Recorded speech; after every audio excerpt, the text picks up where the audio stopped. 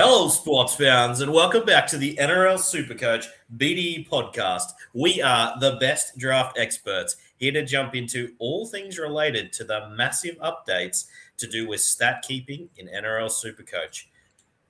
Little nervous, gentlemen. What have they done to our beautiful game, Simo? I know you and I have been blowing up in the chat all of a sudden. How are you?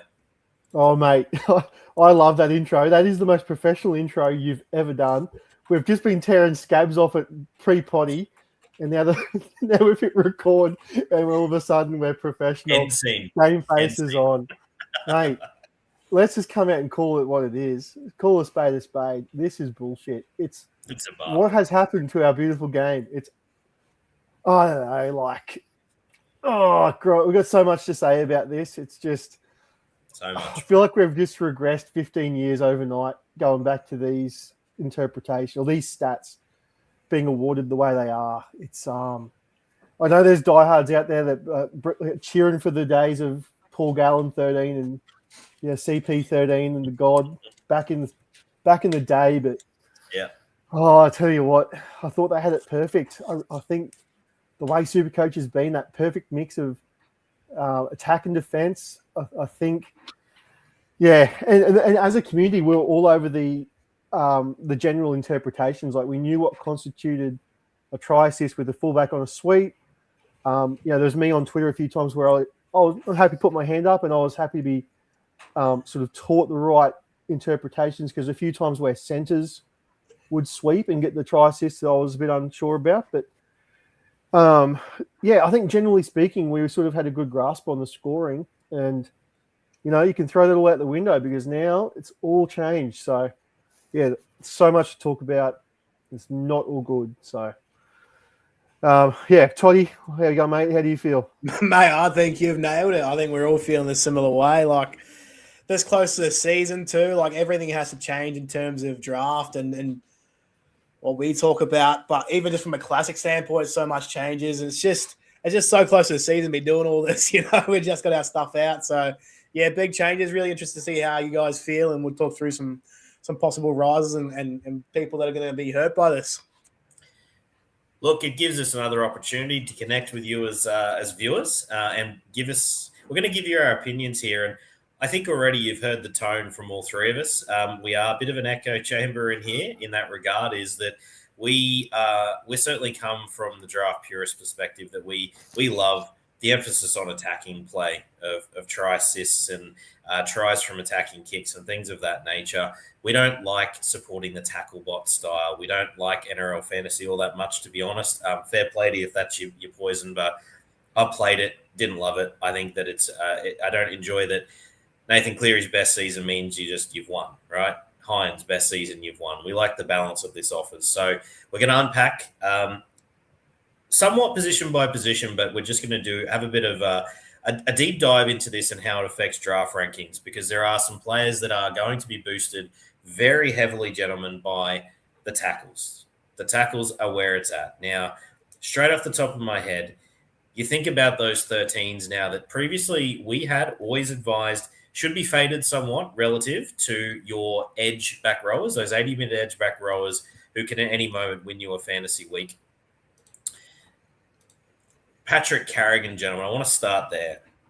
Isaiah Yeo. Patrick Carrigan, Isaiah Yeo.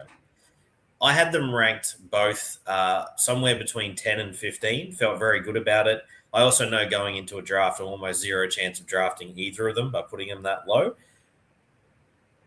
I've now got them sitting, and it doesn't make me very happy, at 5 and 6 in these rankings.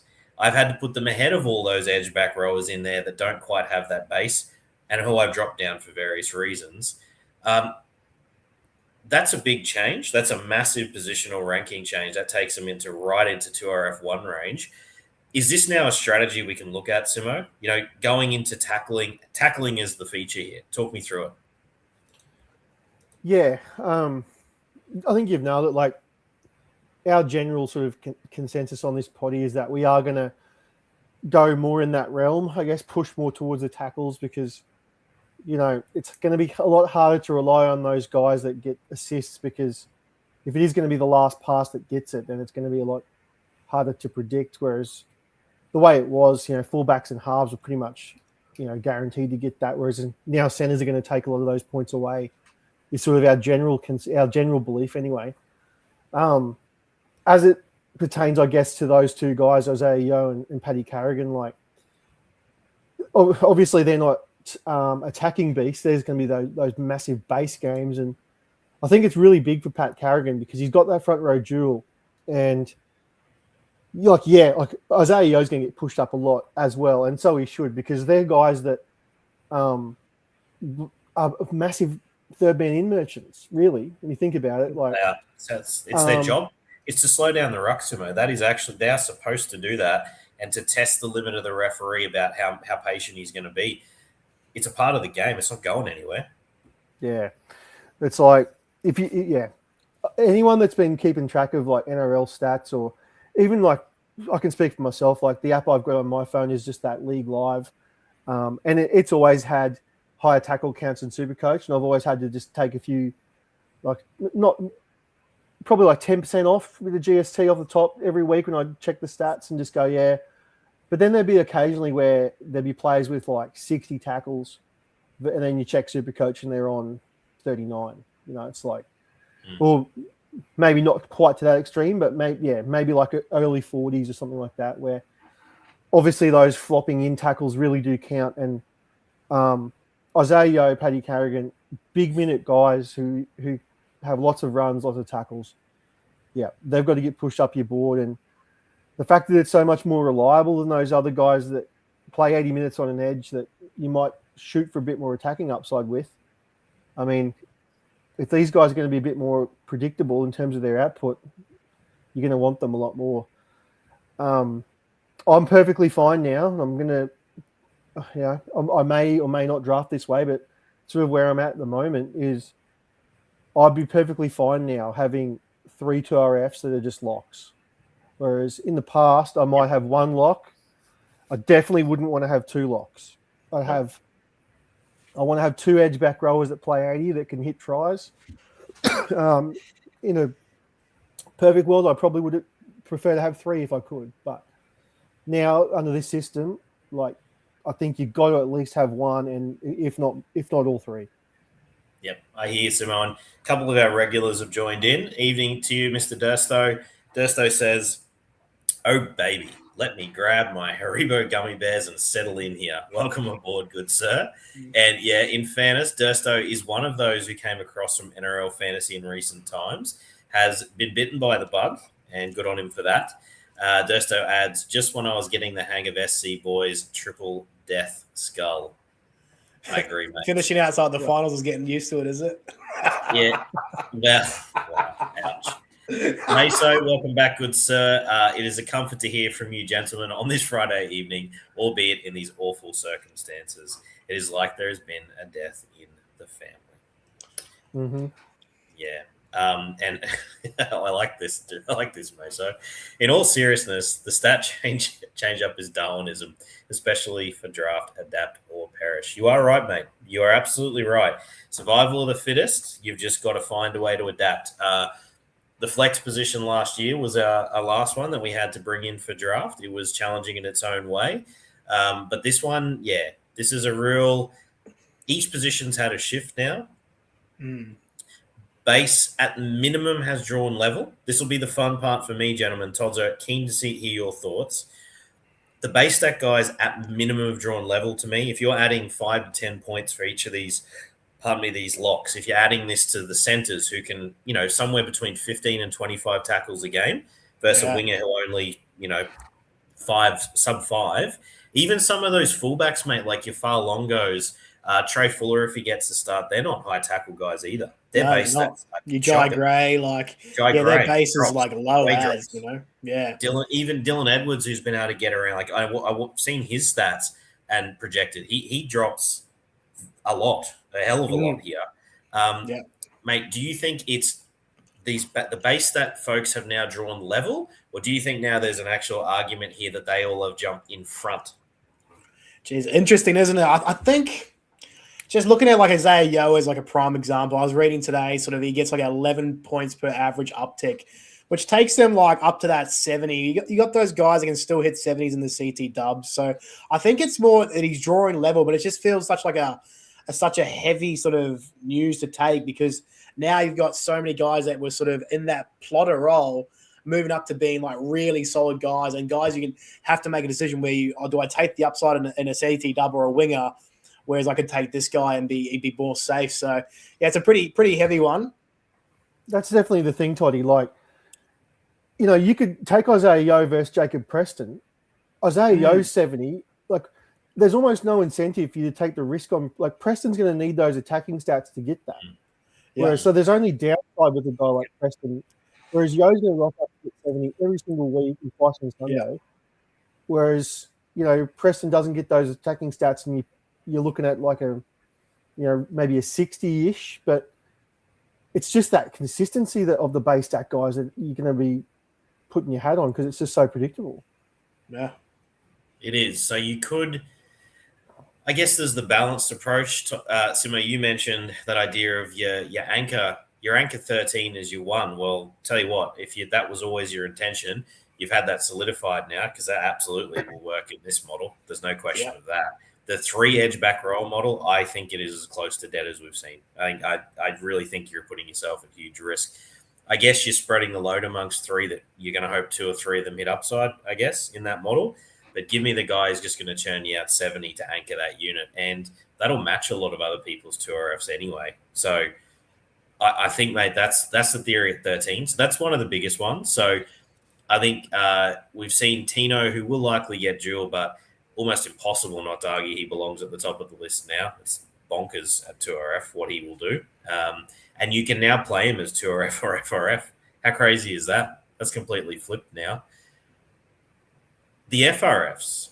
Simo, I'll go to you here, mate. Now, I actually like your theory on Keon Koloamatangi, don't get me wrong, but with this news about base stats now, if he finds his way to about 70 minutes, he can average 90. Yeah. Like, it's bonkers. Yep, exactly right. It's one that I've definitely had to go back on. It's hard to. I was pretty vocal about my disdain for Koloamatangi, but it's hard to see him being much of a bust, especially with 2RF FRF dual.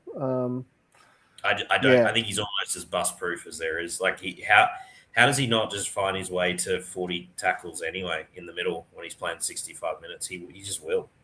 Yeah, he'll have 20 runs, 40 tackles most of the time. So yeah, that's one that I've had to change quite a lot.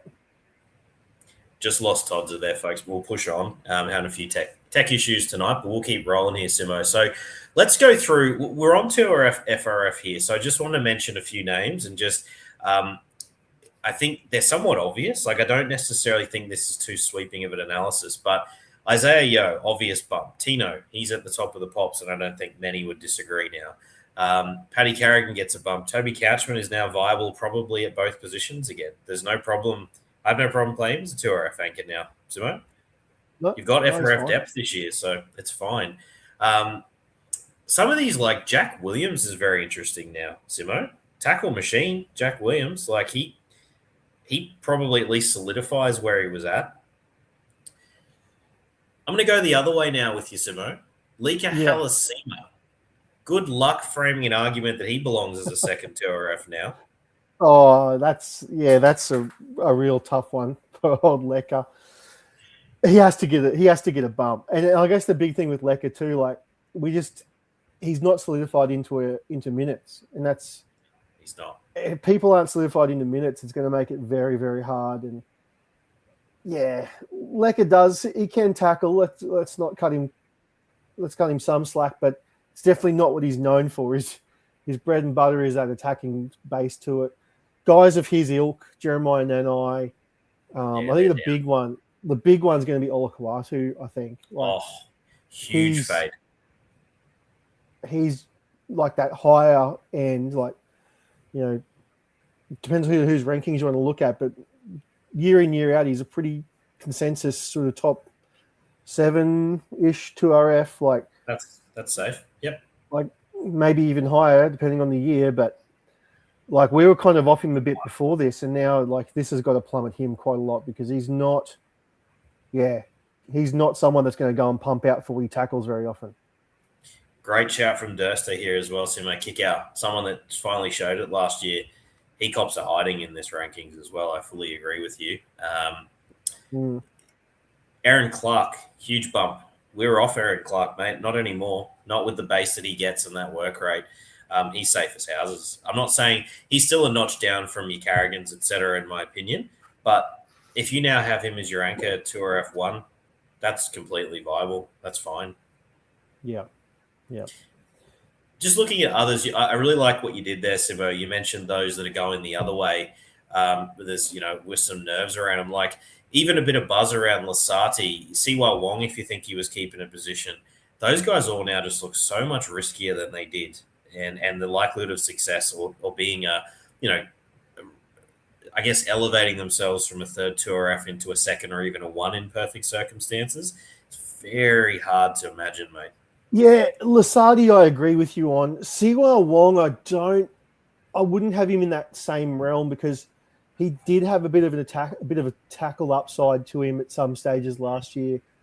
I think my analysis of Wong was he might have lacked a bit more in the run department than the tackle department. So guys like that, if that's sort of how you're going to analyze them, whether you, in this particular example, it doesn't matter if you take Wong's name out and replace it with someone else, but how my analysis of looking at these Supercoach players will be, if they are more of a tackle bot than they are of a runner, like I'm okay with.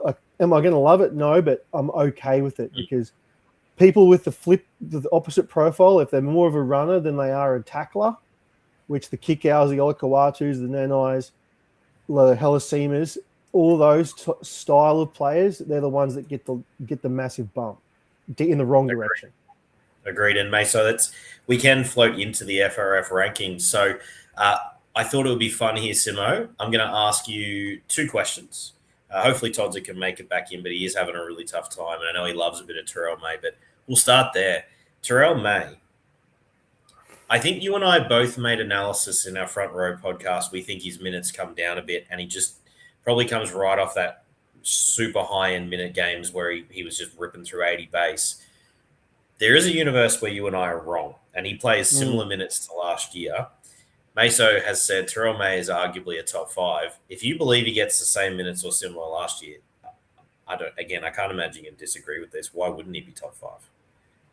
That's right. I mean, you've nailed it. If you think his minutes are going to be where they were, he's a top 5 pick. There's no reason he's not. I think he'll lose minutes, but that's my opinion. So for me, I wouldn't do it. But I mean, when this news broke, and like my first message to us in our group chat was Payne Haas 101 ? He's 101.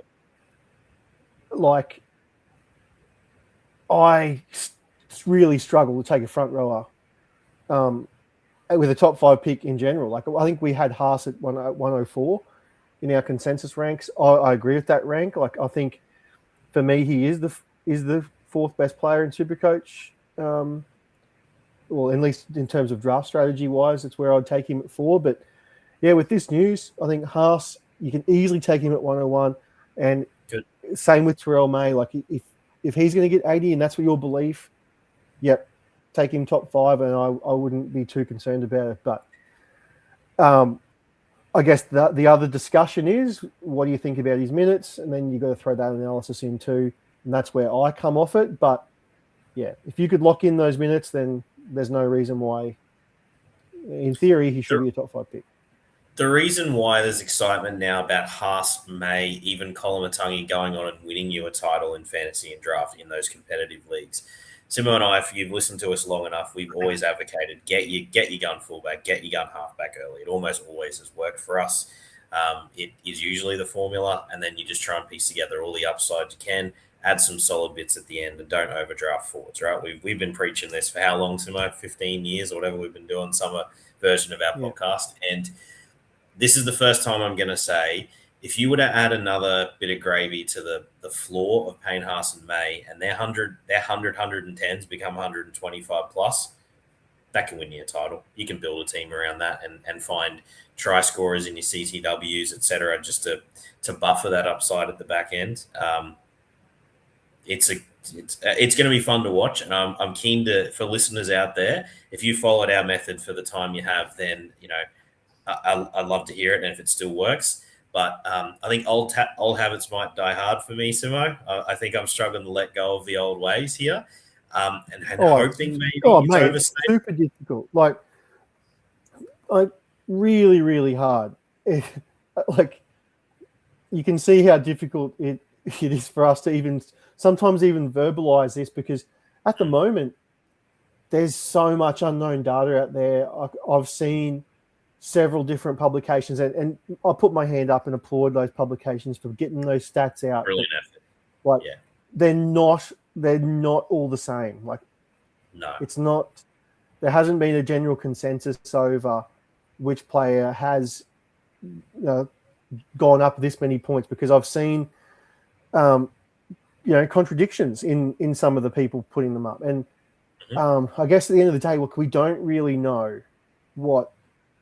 Look, we think we know, but we really don't. We're just this is just our sort of raw take on it. But and that is the intention tonight, listeners. Is there are some wonderful publications out there and some podcasts where mostly they're classic content, but they've done a great job to put together some data. So we didn't feel the need to replicate that. We're more just actually going through some raw feelings about how it applies to draft, and then to hope, I guess, guide our advice and our updated rankings for you, mighty listeners. So we will be doing some updates after this podcast to share some rankings with you.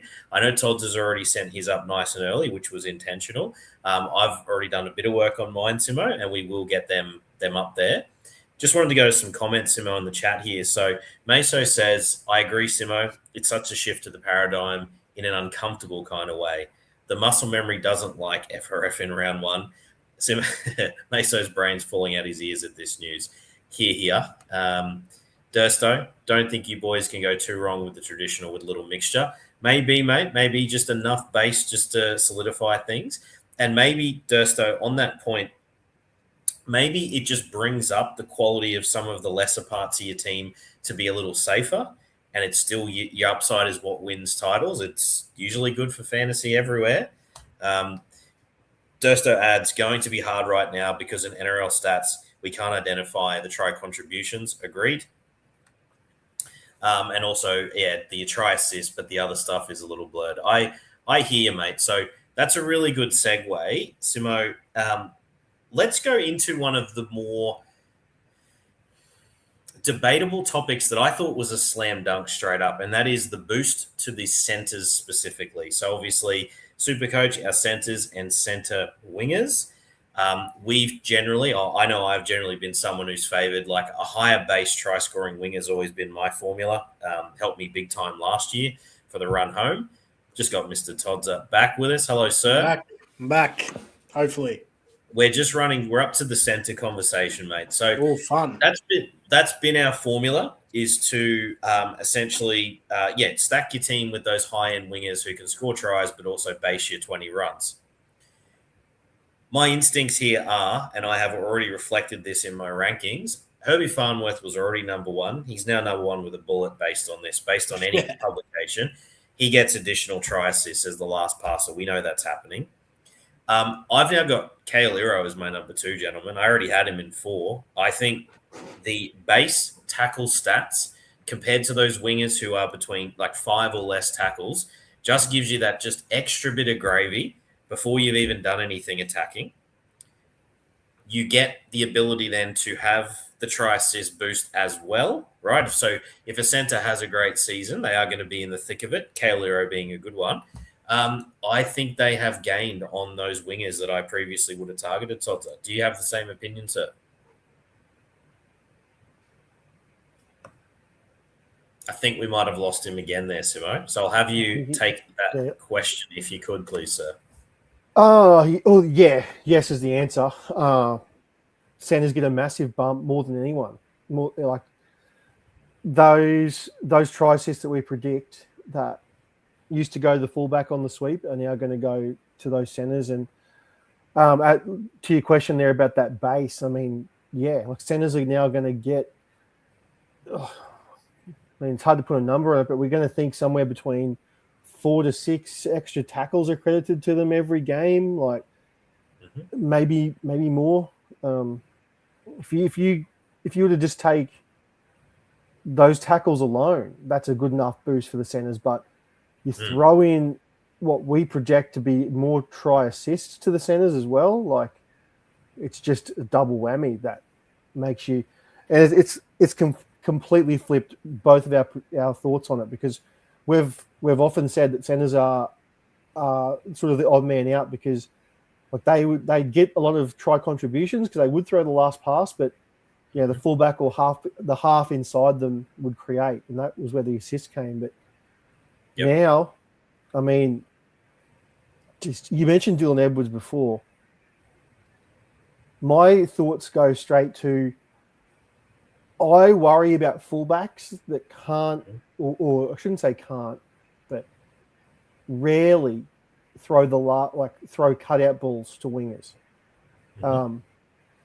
Like I don't worry as much about the Walshes and the Turbos and those sort of ball players, because that's the last pass. It's cutting out of centre straight to the winger. But that's Walsh's bread and butter. Yeah. So often Dylan Edwards would hit the sweep, give it to Tungo in space, and Tungo would tip on.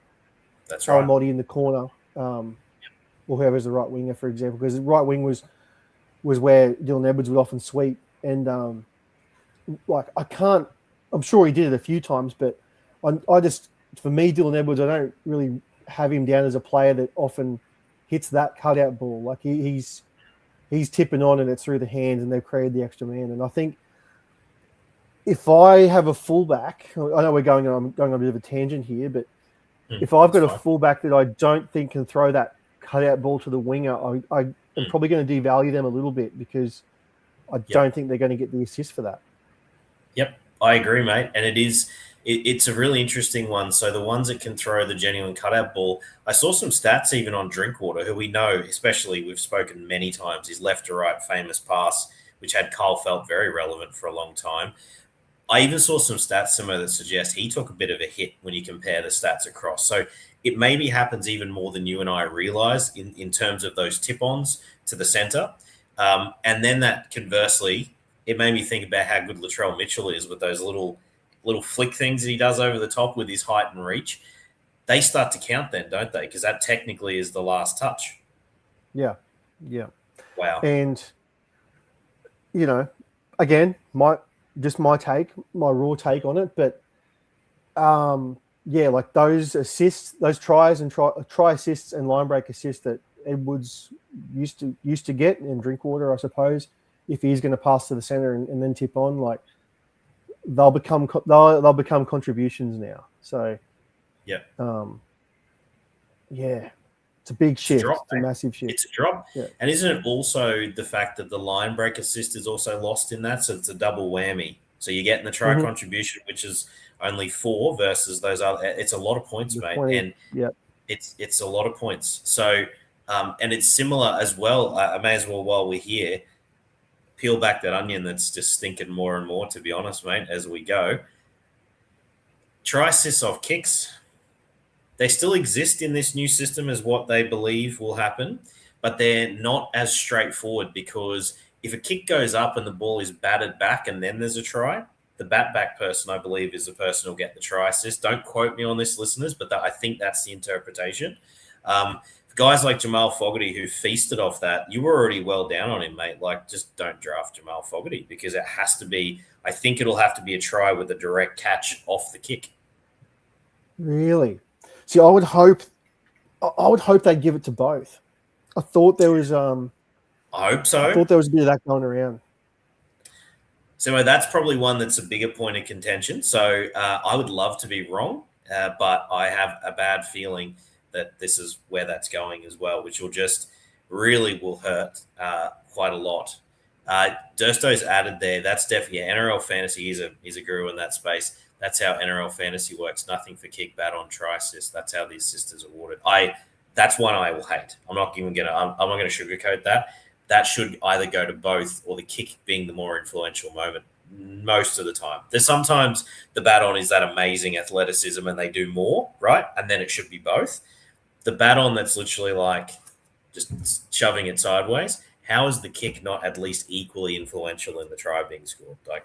Yeah, it's a tough one. Like, that's one I'm happy to live with, I think. Like, if you ask me this in 6 months' time, I reckon, like, I could easily see myself living with the fact that people that just do a Fogarty and just hoist the ball up willy-nilly, like, you know, we can sit here and say, like, it's this massive skill. It's really not. Like, you know, we will kick the ball out in the park just to put a bomb up. Like, if someone knocks it back and there's a try off it, like, surely, like, we know that's a bit of a cheap try assist.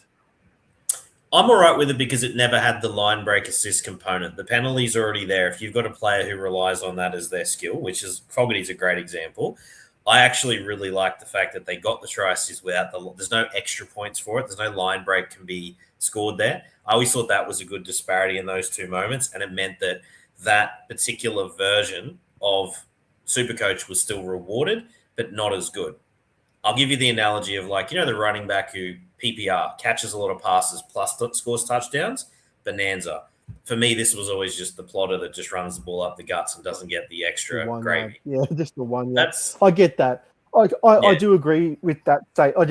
I do agree with that take. I'm just saying, though, that in 6 months' time, I don't think I'll miss it. It's like, I'm not going to look back and go, oh shit, I wish guys that just put bombs up got try assists again. Like, I don't think I'll worry about it being gone. Yeah, I'll go deeper with you because, like, I think we're basically on the same page. Meso, always half PPR, mate. Always best balance format. But Meso also says the wingers who are tall and good under the high ball may benefit in the way Tupou Coates especially. Great shout, mate. They both get boosts. Like, that's a really good one, actually. Wingers that are kicked to that don't just score now will actually get the try assist consistently, as opposed to, I think in the previous model, I think contributions were more common for that play, Simo. I don't think they were always keen to give him the assist. Sorry, what was that one? I was just checking the comments. Say it again. That's all right, mate. Just the use the Coates example when he's kicked to and he would just knock it back. I don't think that was always given as a try assist in the Fox model. No, it wasn't. So I think now that'll be very consistent. So, geez, don't think Xavier needs a hell of a lot more points, mate, to be fair, after what he did last year. Simo with the bomb hate. Love it. Good shout. I've already said Meso, half PPR listeners ever. If you're playing NFL fantasy, it's just the most balanced easily. G'day, Conrad. Oh, Commando. Look out. Here he is. G'day, gents. Quite late in the piece this change.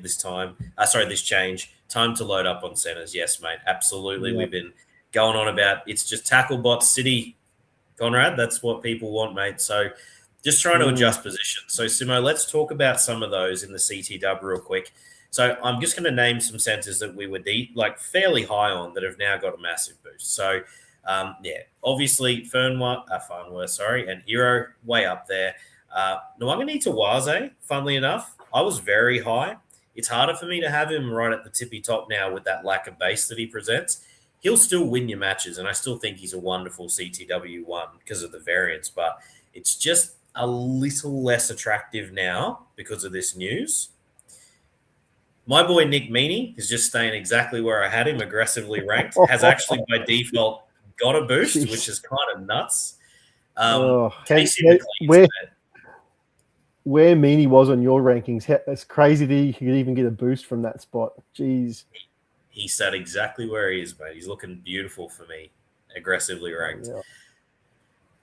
Casey McLean, you've made a joke, mate. He doesn't pass. He did. Once Toa went to the left, he did start to pass the ball back end of the year, and that's where his SuperCoach value exploded. So. Tongue in cheek say, he's not going to get affected by these changes. He never fucking passes it. He found a pass, and he's still so young. He's He's easily a CTW one for me now with this change. That's a lock for me. Yeah. Then it's just really interesting, Simo, because you're still excited about the high run stat wingers will still be fantastic for Supercoach with their variance for try scoring. So I think the advice hasn't changed massively. Critter Dursto, I should have got there, mate. Critter absolutely looks juicy AF now. If he plays, it's really weird. He plays fullback on the sweep to get his points. Will he lose the try assist because technically he's not actually playing as a centre? That's a hard one. Yeah, he would. That could go the other way, actually. That could be a mirage and could confuse. That would actually prove the theory right. If he actually goes there and doesn't play as well as he finished last year because he's on the sweep, wouldn't that be funny? Yeah. Geez, you'd be dirty. You'd be dirty. Oh, especially if you've already drafted. If you'd already drafted before this news. That's exactly thankfully right. not many people have, but geez, imagine if you had. Yeah, he's an interesting one. I wouldn't. Yeah, maybe he just stays roughly where he is. Taylor May, the way he finished, looks pretty damn juicy, I must say as well, given how he looked last year. Further down, like your Timokos, obviously misses 26, but Jesus, I do like the look of that.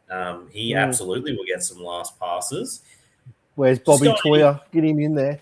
Simo, he's actually found his way into my classic side, mate, based on this news today. I think he absolutely at that. Yeah. 587, I think he sits at, top of my head. That's pretty juicy in a side I think is going to run rampant. So don't hate it. Yeah. Dane Gagai is relevant again. Yeah. He actually is. Is this his age 35 season? I think it's got to be something in there. Yeah. He's 34, 34, 35. All right. Now, Simo, important for the listeners, you and I have often built championship winning sides on the basis of our fullback selection. I've had a very good run. I'm about 3 or 4 years in a row now of nailing pretty much someone who was not fancied as much, then went on hard. So Walsh, Teddy Drinkwater in the last 3 years for me have been my guy. I really liked the idea of I think Todd's Kinney was a really good shout this year as one that could win titles. I absolutely loved, as listeners who watched our potty, the Trey Fuller, Yongi, Fa'alongo subject and Bula subject to selection. Oh boy, confidence is rocked a bit here, mate. Reece Walsh. Oof. He is a last pass guy. He's not affected as much here. Yeah, it's dampened the fullback position a bit. It has to have, because clearly you're taking away a big crux of their points. Like I said earlier, I kind of want fullbacks that I think have a good pass, like a really good passing game, and Walsh gets a boost. Walsh gets a boost. I think Ponga gets a boost. Just albeit probably a little one. Obviously Turbo gets a boost. I still believe in I know what you said before about Drinkwater, but when you look at him, he still has one of the best passing games going for a fullback. So he does. Albeit I don't one side of the field, but yeah. Yeah, he's still got it. That's the thing. I worry a lot more about just those fullbacks that, we don't. The running fullback. The running fullback. Iongi maybe gets a bit of a knock. Jai Gray gets a knock.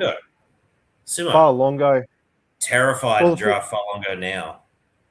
Well, low run stats likely. The run stats, the run stats aren't going to be great. He's going to make 5 tackles and a couple of missed tackles, probably, because he's not a big fella. He isn't at this point. Do you really think he's going to throw cutout passes to the winger who's going to score on the reg? I'm sure he might have it in his locker, but that's a big ask in first full-time season in the NRL. Yeah, I have my confidence in Fa'alongo. I had him 3rd of those 4, and now Fuller apparently probably won't start. We've heard as well, which I think obviously is still up in the air. But I think you probably want to pony out for Walsh or Tedesco now that I'm looking at this.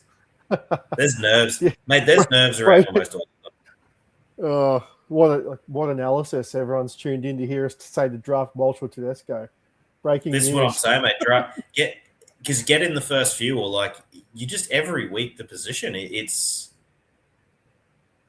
the floor is now exposed, Simo. That dangerous floor we saw on like Latrell Mitchell, the floor is there, and it is much harder to build your team around a guy who previously could end up, a good fullback would almost always lollipop their way into at least one good attacking stat a game, Simo. Like that was almost a given. One try assist, line break assist combo, almost every game. Because the scoring really allowed for that, because they would execute all they had to do was execute one perfect shape where they catch them short, and the fullback, they didn't have to do a lot. They just had to run off the back of a 2RF on a good block shape, go through the hands, and the fullback was the one that would get the points. Now that exact same play, the center gets the points. So you have to change the way you look at it, surely. Like, it's impossible for me to sit here and not think about shifting my thinking in that way. Conrad's come in. I think I read the tackle break counts also don't align between the two systems. We've had a good chat about this, Connie, pre-potty. That's a good pick-up. Simo, do you want to just share with the listeners sort of where we got to there, please, mate? Yeah. I'll just bring up a tweet. Most listeners probably saw this out earlier. This is, in case you haven't, this was from Sangster's Twitter or X account. So I'll give all the credit to Sangster for these stats. This is not mine, but he said he's written a piece on the new stat system. Has a lot to do with fancy graphs, yada, yada, yada. His takes are the winners from this stat system are hookers. Tackles are up 8% under the new system. So hookers get a bump. Yep. We've kind of touched on that. Yeah. Contrary to what you and I have been saying on this potty, and this is where the conjecture comes in, he says about even are centers. He said, yes, they get more try assists and line break assists, but 11% drop in tackle bust stats. And then just to finish the tweet, losers are playmakers. So try assists are down 6%, line break assists down 8%. Which we have also, we haven't really touched on halves yet. We're focused more on fullbacks. But we will transition the listeners can kind of get a fair gist of the fact that if we're down on fullbacks, we're going to obviously be down on halves, which are one more further pass in. So we'll finish up because halfbacks and hookers, mate, I think we'll give a little bit of time to at the end here. 5/8 is literally just Dylan Brown gets a good bump because he's a really good tackler. His tackling stats have been awesome. So does DCE, by the way. He's always been a high tackling middle half, sorry.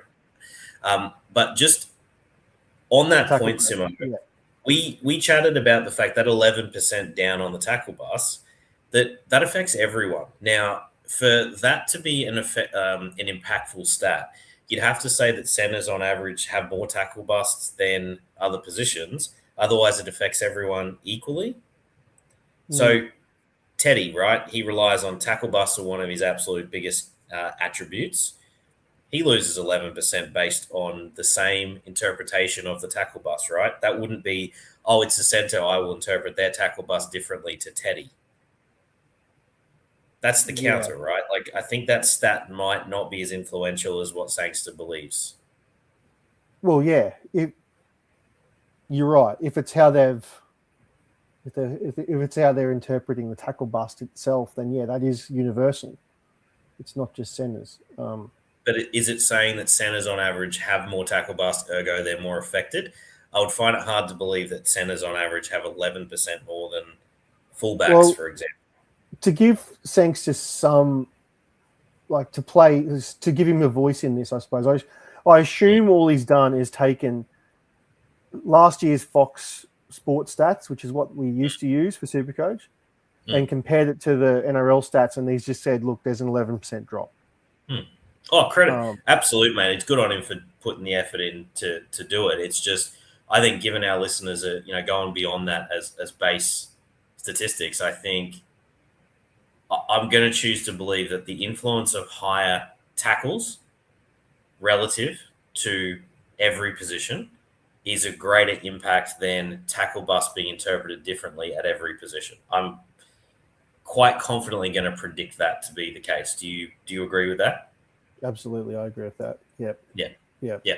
No, that's To true. me, Thank you for bringing that up. like he could easily have compared fullback stats from last year's. He could have compared it from Fox stats to NRL stats, and maybe fullbacks were down 7%. Like, that's not to say that next year it won't flip, and centers are down 7% and fullbacks down 11%. So, yeah, the tackles are obviously a lot more predictable. So you got to go more in that realm as being more reliable. And you mentioned, mate, you're describing Will Kennedy, says Dursto. Good luck starting Will Kennedy, who relies so heavily on that pass to the center and then the pass on. Oh, doesn't he what? The 11% has blown my mind. I've never seen it to be that different. We're looking at the two fantasy games side by side. Fair play. The other position you did mention there, Simo, and then we'll round out to the half, so is hookers. Mate, I would have struggled to find 5 hookers I could reliably tell you we're going to average over 60 this year. Completely flip that script now. Very confident in about 8 of them that will probably just stroll their way to an average of 60 plus. It's now raised the ceiling. I know that sounds like it's a floor argument with tackles, but hookers used to, if you remember back in the day when there was a lot of 80-minute hookers, you and I would always talk about tackle upside as a concept in fantasy, especially for draft. We've already said it tonight, and I didn't even. We have. Yeah, we have.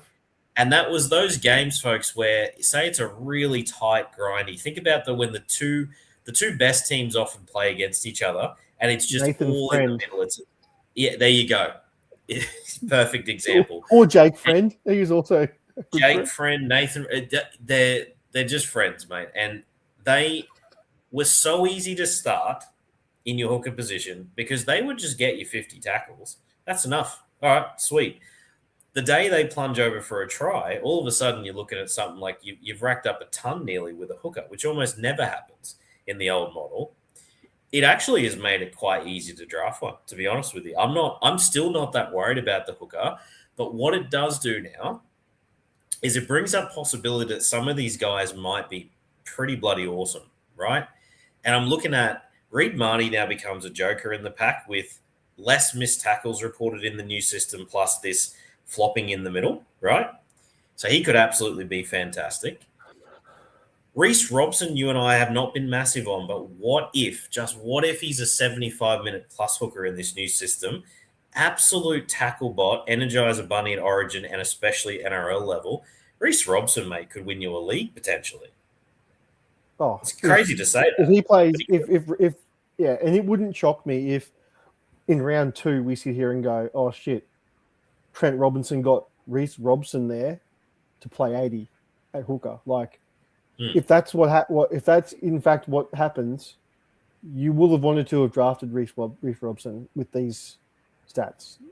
65 plus average easy, I think, is almost a lock in that model. I'd find it hard because he tackles 50. The real question then for our listeners as well, Simo. So, Robson and Marnie, Simpkin, Verrills, they're all quite juicy now. They can absolutely get the job done. Sandon Smith drops through the absolute ball sack now in these rankings in hooker because you don't want someone who's not going to have the tackle, without the tackle upside we just spoke of. Conrad, very good. While on hookers, do we anticipate they get the try assist easier? That one I've heard debated on a couple of other podcasts. I'm going to say I think it will. I think they'll find a way just to give it to them without questioning, did the player do more to create that try? They are the last toucher of the ball. I'm going to say I firmly believe they will also get a boost here. Simo? Yeah, I reckon they will. I think they'll take all conjecture out of it, where they'll just say, if you pass it off the ground and it's a barge over, I reckon they'll give it. Like, they won't take that whole, did they create space? Did they? Yeah. Hooker gives it off the ground. They threw the last pass, give them the assist. It's funny, mate. There's one. I know you and I, we were never going to take this news well, mate. We are traditionalists. We've got to adapt. We're dinosaurs in this space, mate. Yeah. But we're cool young. No, I can't believe I was going to say that. I'm going to leave that alone. No, I actually think this is a good update. I think they should have always simplified it from hooker. Too much conjecture over whether the receiver of the pass did all the work. Like, it's Tino or AFB. Of course they did most of the work because they used brute force to get over. The hooker still had to put the ball in the right place most of the time, and I've always been annoyed at that. You know, Cam Smith used to always get them, but lesser players seemingly didn't. I'm going to put my hand up and say I actually like this one. I hope that the hookers just get it automatically. I'm fine with it. Yeah, the only time, and this is super rare that this happens, but there was one last year. I can't remember the player. It might have been Hamlin ULA from the Sharks. Anyway, there's like 5 blokes on him, and he just happens to like reach out last minute and just plant it on the line. Like, he's fighting with 5 blokes on him and just happens to get the ball down. Like, it's literally 5 seconds after the ball has been passed to him and he scores. Like, they're the only ones where I'm just like, oh, yeah, okay. The hooker literally did absolutely nothing. Okay, but I'll pay that. But they're rare. They're pretty rare. I think on the whole, that's one I'll enjoy. So hooker, mate, is I think overall, I just think it's easier now. I think you'll find someone you can start in 10-team leagues. You'll have no problem finding a tackle bot that you can reliably count on. I still wouldn't – look, Harry Grant and Blake Brayley. We already had Grant, I think, 14th in our top 20 of our mock drafting. Blake Brayley has got a boost now, I think, quite obviously, because of his tackle upside, as well as the fact, as Durston said, he's not certain about their given. Obviously, folks, that's one we really need to find that out, and I would love to somehow get some more knowledge of that before our draft, Simo, or drafts. Blake Brayley, though, I think he's got a place somewhere close to that top 20, which we're already there, mate. He could win your league. Yep, he could. You're right. Hooker's gotten deeper, but that pointy end, those top end players at hooker, they have also gotten a lot more reliable and a lot more certain, because we are certain about their roles. They have to get a boost as well, like more of a boost than the position just in general. Like, I think you got to bump them up. I agree. Just that bit more. Especially like Brayley and Harry, they're clearly a lot more pro to getting those try assists as well. Oh, running into some tech here, Simo, if you can hear me, mate. Apologies, listeners. Sorry, so, mate, do you want to just go back, mate, for me? I was just making the point that Brayley and Grant, because they're the elites at the position, they're more prone to getting those try assists as well. So you have to bump them up a bit because of that. Agreed, mate.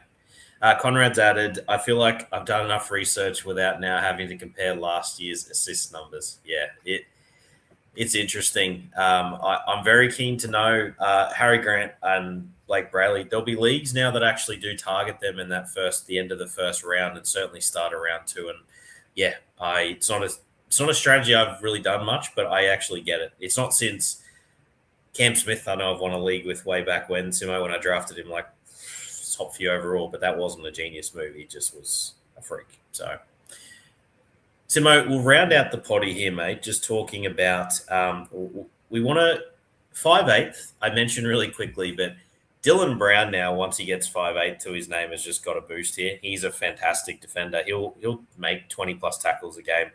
His floor upside combo now is even juicier. So he'll come up draft boards a little bit, I think. Your comms, you still hear me all right, Simo? Yeah, I can hear you, but I know I'm dropping out a bit now. So, yeah. No, you're actually just coming out again, mate. So that one's all right. Yeah. Brown gets a boost over others at the position, no doubt. Yep, no doubt. Maybe I'm just trying to think of anyone else lower down. Does Matty Burton, just because he's a pretty good defender, I think he's probably another one that's not horrible now, just a tiny bit more floor. I'm going on gut feel there. Don't quote me on that one. I thought you were going to go a different direction. I thought you were going to go in the Blaze to Lungy direction. I looked at Blaze. He's not horrible, but he's not I won't say he's an elite defender yet, but He's not a good defender real life, but he tackles enough for Supercoach. Like, he'll get 20 tackles often. So yeah, okay. So Talangi, Talangi, not great news for Ezra Mann, who's not the most stellar defender we've seen at any position. Probably not. I think great it's good for Strange a bit. I think Strange is a bit of. I think it is. I think it is good for Strange. Hating even more the round 26 because he'd be a fun one to own. I think. Mm-hmm. I'm just looking at anyone else. Do you know? Here's a funny one for you. If Chanel Harris-Tavita actually plays the rest of the season as 5'8", sneaky little bottom of the 10 chance over some of those other more high variance options. Yep, no doubt. No doubt. Crazy to say that. Like, I had CHT buried down there now. I'd probably move him up a little bit here on this news to something startable, especially in 12-team leagues. He'll be a starting 5'8". Yep. I don't mind that. Meso, Luke Brooks is a good tackler to say something nice. How dare you, sir? How dare you bring that name up in this conversation? That's good. All right, mate. So that's 5'8", and obviously Munster's just preserved. He's also a very good work rate for a half. Always has been. So he's actually his floor argument is as solid as ever. Him and Brown for me now. You can do some good things. I like both of them as a clear top two for me now. And again, I know Brown hasn't got there yet, but I think all publications are he's going to be 5'8". So yeah, it's a matter of time. Halfback, Simo, we'll finish off on, mate. So yes, lot of buzz around Nico Hines and the fact that he is defensively he led the league last year in tackles for halves. He is not a big mess tackle guy because he's a big unit. Like he's big for a half. He's a mass unit, yeah. He most of the stats I've seen across several publications have him gaining on stats overall here because he is that kind of running half that, like, he scores a lot of tries himself, obviously, and he really does run sort of deep into the line. Obviously, a great passer. Nico versus Cleary all of a sudden becomes something again worth discussing, Simo, because yeah, Nathan Cleary, I just want to point out to you, is pretty reliant still on. He does some kicks, obviously. So if that kick thing changes a little bit and he just loses a couple there, he does do his like sort of crabby run across the field thing, like almost just a more athletic DCE at this stage of his career sort of thing. And I'm just trying to think, does he always throw the last pass, or has he just got a sneaky bit of that throw to center wing thing about him as well? Yeah, it's hard with Cleary. Like, he still puts Liam Martin over. That's true. That's really true. Yeah. And he dinks over the top of that little chip kick to Tungo. Like, yes, he will lose a bit, Cleary, because you're right. He does still play a big part in that. Yeah, he plays a part in that sweeping play on the right, especially on the right when it's Edwards at the back. Because the unicorn, Simo, that's the unicorn, right? I'm trying to think about when you wait for updates on the Monday, which, by the way, is a fantastic update. We'll get updates live. They're just called on the spot and hopefully are very accurate, right? That is a good thing. Yeah, that is a good thing. Cleary, he would sweep in with unicorn points. How often did his points just go up? And you'd go back and analyze. You and I, we've done this many times. You're a bit of a guru at it, actually. You'd count them up live and watch a replay. You say, Redford, I found the one they've given him and I don't like it. I'm a stickler for it, yeah. You're all over that stuff. If he was to lose those unicorn points, and see here Conrad's in similar, Tungo will steal some off Cleary for sure. I think he will. Maybe the gap between Cleary and Hines is not as big this year. And I had previously said, listeners, for those, thank you for tuning into our podcast around halfbacks. I had Campbell and Hines very close, and I said my bold prediction was Campbell challenging those two. I'm not on it now. I don't think so. There's just too much of a floor argument against. Campbell is clearly not going to make 25 tackles a game, 20 tackles a game.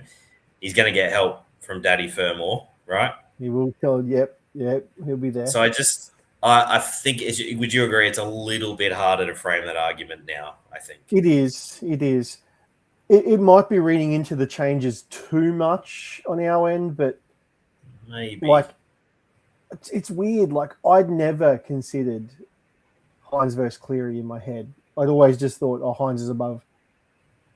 To me, I thought, yeah, Hines just goes well above JC. But yeah, you made me think about it now because, like, I've always just thought, oh, it's Cleary. He'll be better. But it's an interesting thing to ponder. Could almost be my bold prediction on the spot here that Hines might be the one you want in the halfback spot. I think it looks. I'm not just reacting to this as like I felt good about it anyway with the draw and everything. But if you've got obviously Cleary's injury record taken into account as well, it's like it's an interesting one at least, right? Yeah. Origin as well. Origin as well. No, There's some other names here I wanted to bring up with you. So Dylan Brown as a halfback still is in this model, comes up pretty good. If he just stays at halfback, still very startable. Sammy Walker, a little drop off now with a floor argument. Yep. Your boy Tommy Dearden comes up a little bit. Yeah. Tommy Dearden, we know when he's in Origin. I've now got him. He's snuck up for me since this news. I can't argue against that one now, mate. He's a tackle guy. He's really good at it too. So Yep. Tommy Dearden's a good one, mate. He actually, do you know what's funny? This may have solved the Tommy Dearden floor argument a little bit. Just a little. Yeah, that's true. Yeah. Just a little. Yeah. He's going to get a few more tackles than all of the others in that range. A few more sneakies where he's just in the middle and he just sort of flops on late. Like there'll be a few, probably not heaps for halves, but just enough. And then there's some now. Mitchy Moses, mate. I fear his try assist count is in big trouble. Big trouble. Yeah, probably. He relies on kick assist tries a lot. We know this, but he also, I swear, mate, he is a pass to a center winger guy. That's his bread and butter. Old Penasini. It is Penasini illegal. Oh, don't get old Butterhands Penasini. Oh, it's so shit to sit here and be like the pointy end of town, like the top end guys at positions, has probably just got that bit more of a boost. You know, like it's like it's made those middling guys just that bit more middling. This is why I don't like it. If you want to give me, I was thinking this before, how to frame my overall thoughts. I'm all about in fantasy as many different ways to skin a cat. Not having a go at cat owner, it's just an old expression. Just different options to win, Simon. I have always been about that in every fantasy code I've played. You know, I love seeing people win with the base argument, the ceiling argument. I guess some would say, well, now the base guys can win. I think it's harder just to shoot for upside across the board and get across the line in this model. And I think what you just said is very true. There's going to be a whole lot of dross deeper down. Like if Katoa, like looking at our halves, Katoa Conrad just mentioned is in trouble. Yes, he is. He's one of the biggest losses in stats, and he's not a tackle guy. Jamal Fogarty off the kicks, if that truly is as bad as it is, you can kiss that one goodbye. He's done. It's his go-to. It's his go-to. Like, we're starting to run out of names here that you can rely on in that previously very deep halfback spot that we had. Not looking too flash at the bottom end of the 10 now, my friend. No. But then, I guess in saying that, there are some guys that do get boosts, so true. Maybe it's just juggling a few rankings around. End of the day, mate, a lot of publications, a lot of podcasts out there are going with the theory that the overall changes are smaller than the initial thoughts were. I believe that to be somewhat true, and that upside usually still wins. My instincts here, as we've done this analysis live, my instincts still are you're probably still going to win it if you get your upside guys right who have massive seasons, right? Reece Walsh last year, Drinkwater from recent times, those sort of guys who you didn't absolutely draft at the very top, but then they exploded, right? The breakout guys. Yeah. I think it still applies. You still got to get them right. But I think the difference now is you want to have a very good floor argument this year because you are prone to getting done by the guy who just stacks his team with these base guys. I think there's a chance you win if you stack your team with base guys this year. Yeah. If you've got holes in your team where you're going to be losing a lot of points in base, it could potentially ruin you nailing a pick in your draft somewhere. Like you get that big upside guy. You don't want to undo that by having someone that's got his ass falling out because he's got no tackle base to him at all. So that'd be a shit feeling. Yeah, Alex Johnson's of the world, mate, comparatively now, is where the question really comes in. Like, can score 22 tries, can still be fine, but relative to the center who can just go and base their way to about 50, AJ in that model needs probably 2 tries-ish to be on parity, something in that range. Yeah. Because 2 tries can still only be, sub 80.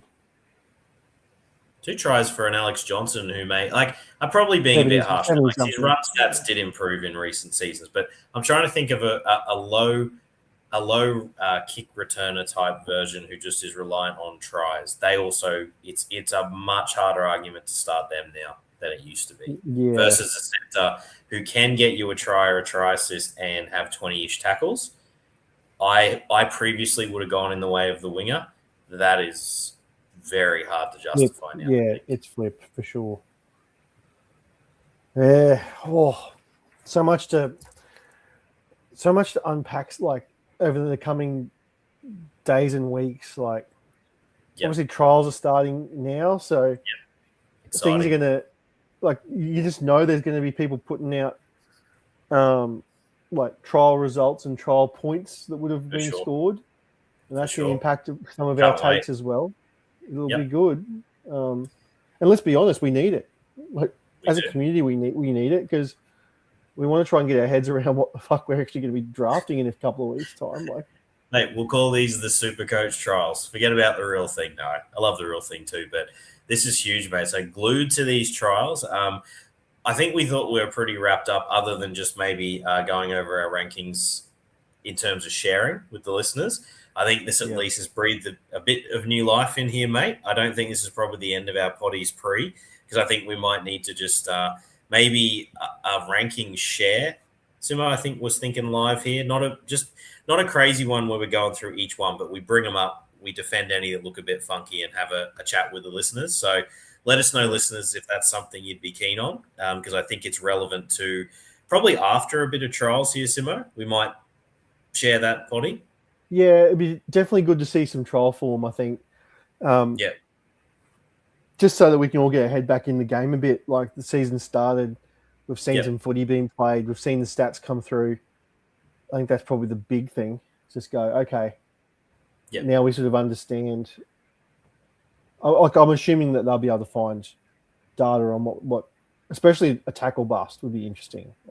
Tackle bust is huge because if Sangster's, and he could be right, that's the thing. We're just theorizing, but if he's right, and in fact it does create some, more of a neutral space for centers, well then flip the script. Our wingers are still the play. High upside wingers usually win your titles. So I will finish with one, Simo, because there is one name that I do apologize we omitted. Conrad's brought up Galvin. Oh boy, that's hard to know if there's really any impact there. And he will play 7 in this model, right? Yeah. I don't really peg him as much change. I don't know why. He's not a big. He's not a poor tackler in terms of numbers, and he's not a big tackler in terms of numbers. He's just sort of middling in that regard. So I guess from a tackling standpoint, he's probably just a push. A lot of his assists and things, like I guess he's a runner of the footy, which is one good thing for him. So he probably gets a tick in that box. And a lot of his assists in that are kind of short balls, like Preston off the hip. Like he's not really, I wouldn't say he's really known for running great shape. He's an interesting one. Like he's obviously got good ball skills. Yeah, he's a runner more than anything. So I think those halves that still run the ball plenty, maybe it doesn't change that for them as much because they're reliant essentially on line breaks themselves.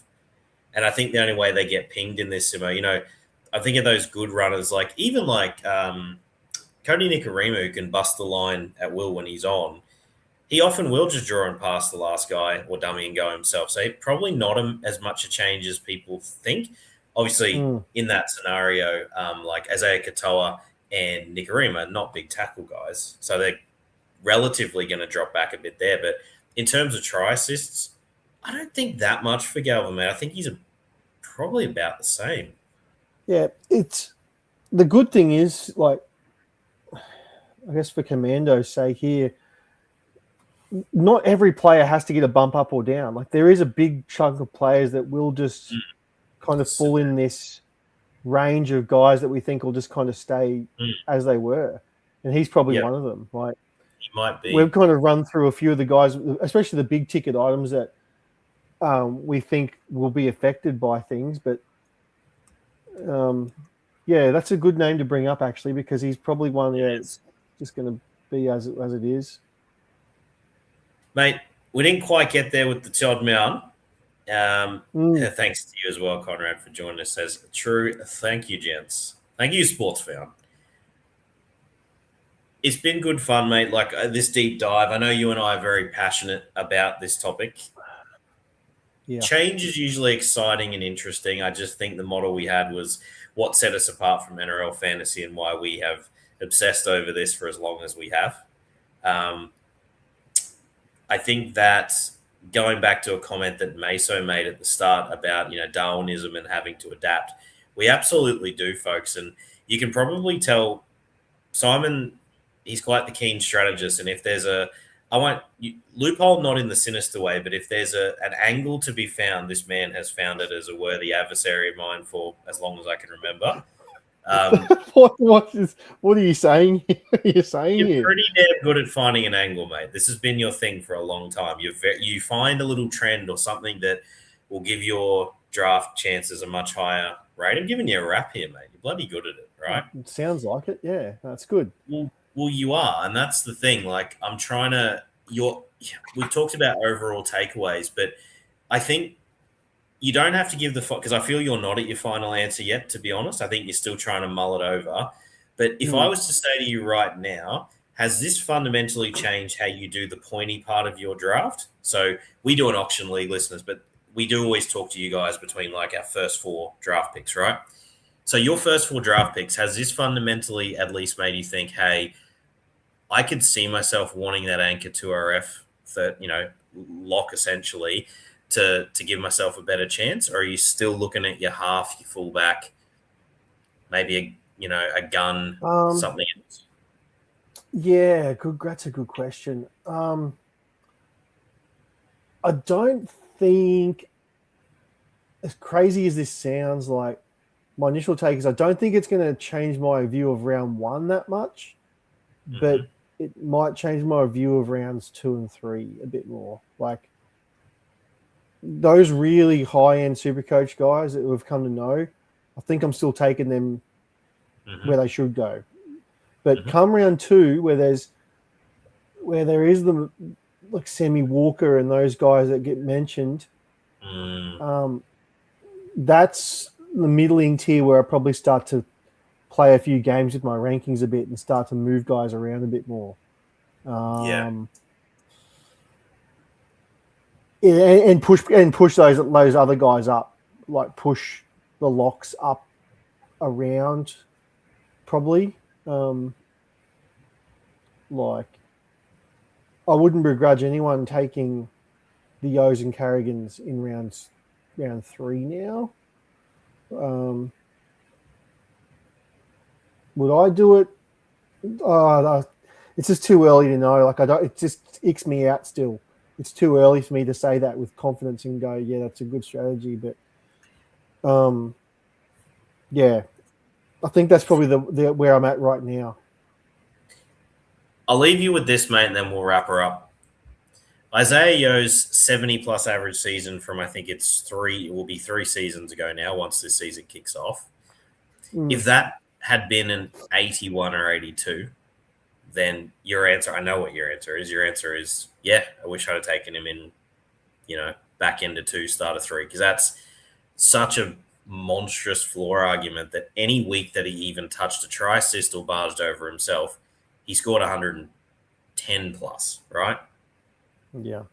It just changes the narrative a little bit, doesn't it? It's a little bit, it's almost juicier to the point that you're like, wow, like think about what my edge 80-minute back rower needs to do. Gus Crichton only averaged 60-something last year, and I had him as aggressively as number 1 before these changes. Not on your life can I do that now. Like, you can't, versus Tino versus, even like Gus versus Yo now. Well, that's not a slam dunk which direction I go in that. I probably do favour Angus Crichton still. I got to be bloody right, Simon. I got to be right in that one. Just going in a slightly different position here, but like I've seen a few publications that have had Terrell May and Haas, for this matter, both of them, but May was top of the list. Something like 100 and I forget the number, 111 more tackles on NRL stats. I think Payne Haas was 93 more tackles. If you say that's a 25 or 26 round season, roughly, if you're rounding up to 100, that's 4 points a game. Yeah, so 4 points, 4.5. That it doesn't it was sound scary like what much, but it is. No, but when you've got a guy like Haas was averaging 93 or something, you had 4 points per game on that. Jeez, like you're getting close to breaking the game. You're too good. You are. Grandma's boy. I think we've done a decent crack to be balanced here, mate. I think the listeners will know where we sit on this, but it's where we're at, man. We're going to bring you the content. We love it. And it'll be really fun this year to maybe see some folks who have always wanted to go hard on forwards. If ever there's a year to try it, it's probably this one. If you really want to just load up and then fill up at the other positions, you probably could make it work this year and have more of almost like the classic style that we used to always see. I also just, for those who love classic, which we play it, but we're not obsessed with it like we are draft. Boy, see similar teams of just stacked with forwards like the good old days, Simo. Hooray. Oh. Hooray. Listeners, thank you very much for tuning in. We had some awesome live questions as well, many of our regulars. So, yeah, Meso, Conrad, Dursto have come along tonight. Grabs Kebabs. Morning, Richie. Morning, all. This is unbelievable. Absolutely unbelievable. Very good. Very good, Grabs. Love your work. So, all right, listeners, we will leave it there. Simo, thank you very much for your expert analysis this evening, sir. Yes, likewise. As always, listeners, get that BDE India. Oh, yeah. Thanks, listeners.